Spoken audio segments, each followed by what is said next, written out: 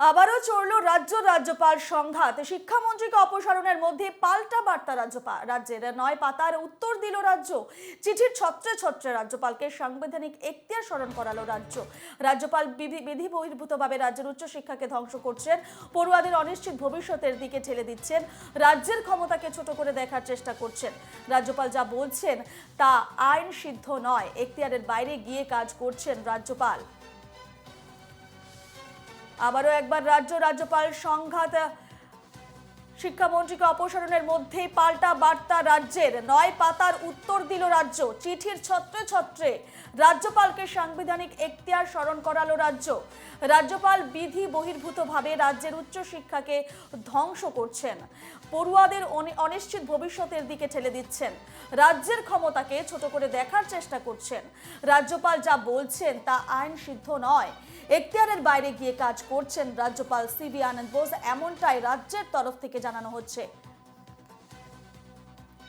আমরা এ নিয়ে কথা বলবো আমাদের প্রতিনিধি দীপঙ্কর মণ্ডলের সঙ্গে। দীপঙ্কর, ফের একবার রাজ্যপাল সংঘাতের আগে আমরা দেখেছি রাজ্যপাল সিভি আনন্দ বোস শিক্ষামন্ত্রী ব্রাত্য বসুর বিরুদ্ধে তোপ দেখেছেন। তিনি বলেছেন শিক্ষামন্ত্রীকে এবার অপসারণের মধ্যেই পাল্টা বার্তা দিয়েছে রাজ্য।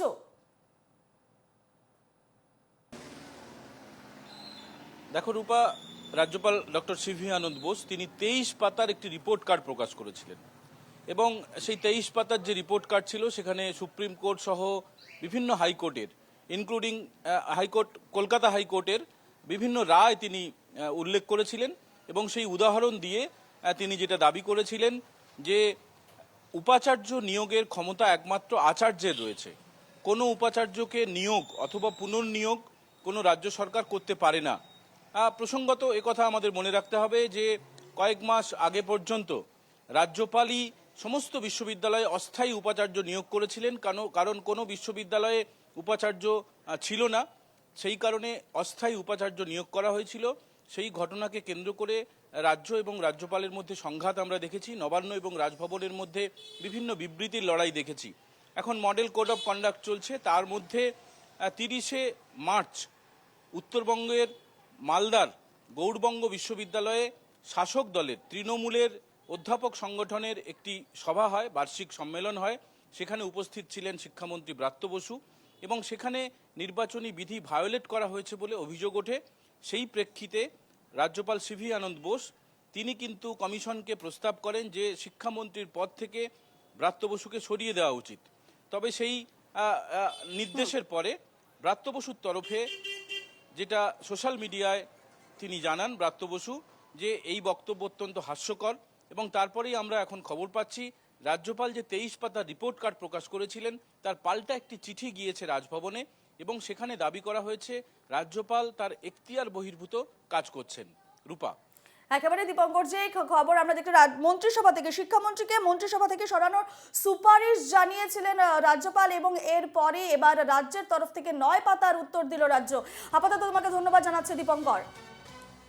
বিধি বহির্ভূতভাবে রাজ্যের উচ্চ শিক্ষাকে ধ্বংস করছেন এমনটা জানিয়েছেন। এছাড়া পড়ুয়াদের অনিশ্চিত ভবিষ্যতের দিকে ঠেলে দিচ্ছেন, রাজ্যের ক্ষমতাকে ছোট করে দেখার চেষ্টা করছেন। রাজ্যপাল যা বলছেন তা আইন সিদ্ধ নয়, এখতিয়ারের বাইরে গিয়ে কাজ করছেন রাজ্যপাল।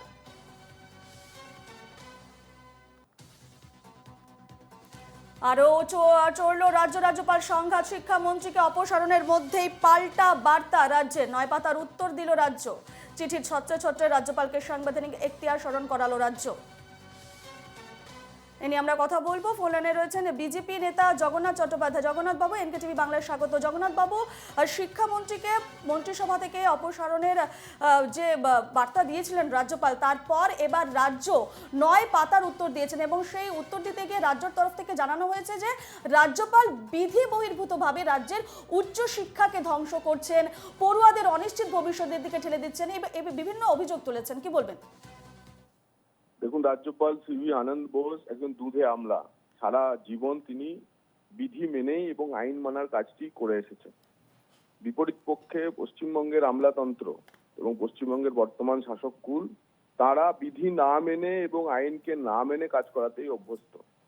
সেই কারণে রাজ্যপাল যদি কোনো নির্দেশ দিয়ে থাকেন, রাজ্যপাল যদি কোনো সুপারিশ করে থাকেন, জানবেন সংবিধান, আইন এবং তার যে পদাধিকার তার মধ্যে থেকেই তিনি সেটা করেছেন।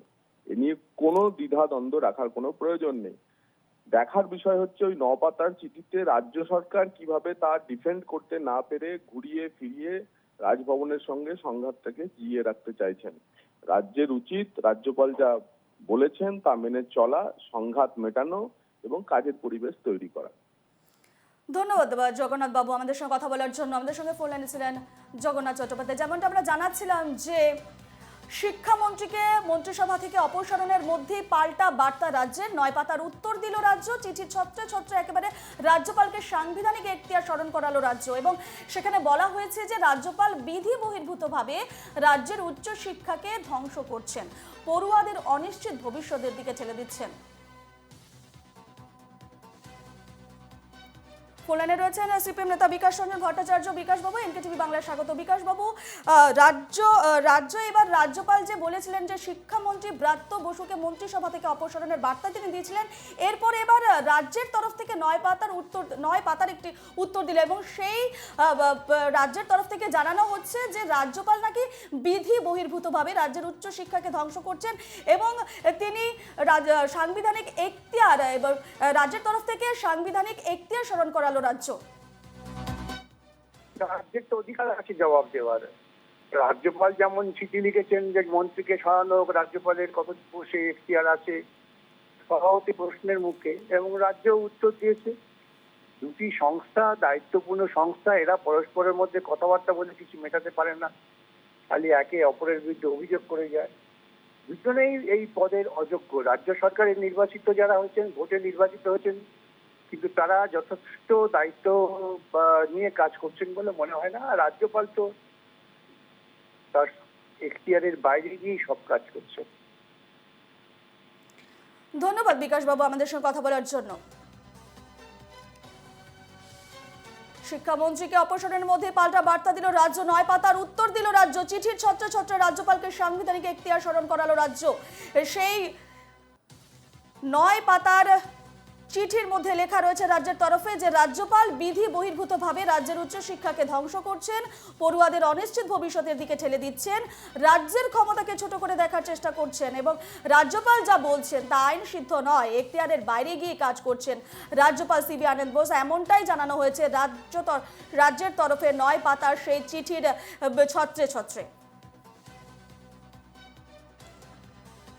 ফোনে রয়েছেন তৃণমূল নেতা অরূপ চক্রবর্তী। অরূপ বাবু, এনকেটিভি বাংলায় স্বাগত। অরূপ বাবু, শিক্ষামন্ত্রী ব্রাত্য বসুকে মন্ত্রিসভা থেকে অপসারণের পর এবার রাজ্যের তরফ থেকে রাজ্যপালের উদ্দেশ্যে বলা হয়েছে যে তিনি নাকি সাংবিধানিক এখতিয়ার ক্রস করে যাচ্ছেন এবং তিনি যেমনটাই জানা যাচ্ছে যে রাজ্যপাল বিধি বহির্ভূতভাবে রাজ্যের উচ্চশিক্ষাকে ধ্বংস করছেন।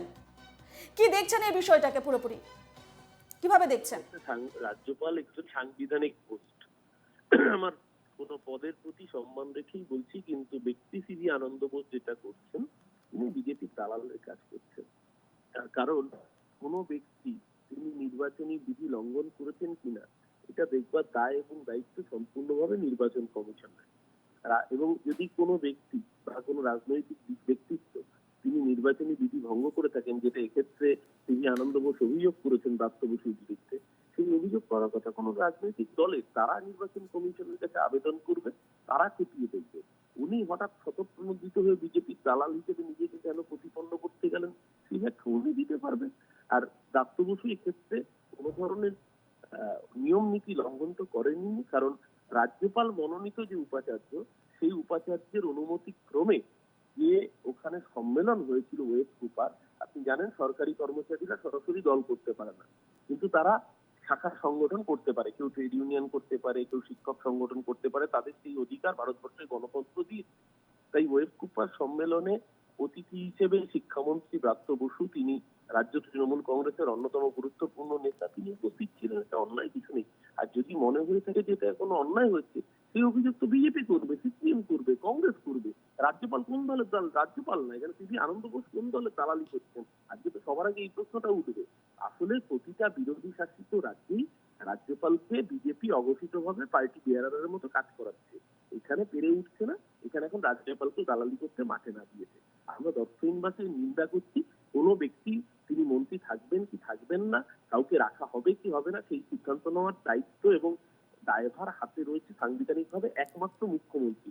মুখ্যমন্ত্রী ঠিক করবেন কোন ব্যক্তি তিনি মন্ত্রী হবেন না মন্ত্রিত্ব থেকে সরে যাবেন। রাজ্যপালের সেখানে কোনো ভূমিকাই নেই। সিভি আনন্দ বোস নিজের সীমা লঙ্ঘন করে তিনি যে আসলে বিজেপির দালাল সেটাই পরিচয় দিয়েছেন। ধন্যবাদ অরূপ বাবু।